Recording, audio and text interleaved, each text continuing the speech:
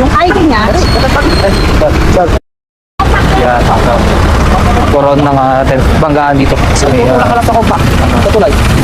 Papayag sir, hindi mo papayag sir. papalangan. Makarton. Po kaya sa mga nagbibiyayo dyan, ingat po tayo, doble ingat para iwas po tayo sa diskarte.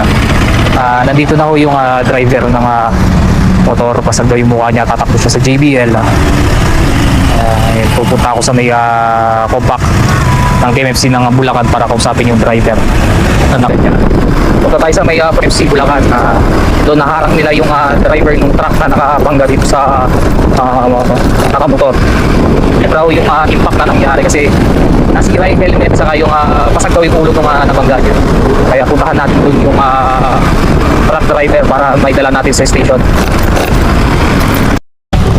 Dito na tayo, punta natin yung mga truck. Hello po, sir. Wala? Hello po. Punta tayo ng stasyon ng palit na yan. Kasi lalo na di yata makapagsalita yung nabundol mo eh. Kausapin mo yung boss mo kung anong gagawin niya dun sa disgrasya niyo. Ano makasawa, boss? Kawawa. Masagho yung sira yung helmet ko. Buti ka naka-helmet siguro kung hindi. Patay yun pagka hindi naka-helmet yun. Hindi lang naman ata kami ang nakatali yun, sir. Alam ko, hindi siya nakatali. Malalaman naman natin yan, may CCTV naman doon. Dahil pati ng mobile part, tumakita yan sa sirap. Kasi kung Victory Liner, madali lang naman nangabulin yan. Kasi may pangalan yan. Kunin ko nga yung ganun para Dalhin nyo sa sa istasyon yan, sa bumuntot kayo sa akin.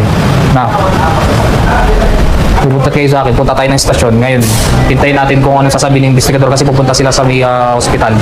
Tanungin nila yung update dun sa sa bicycle driver.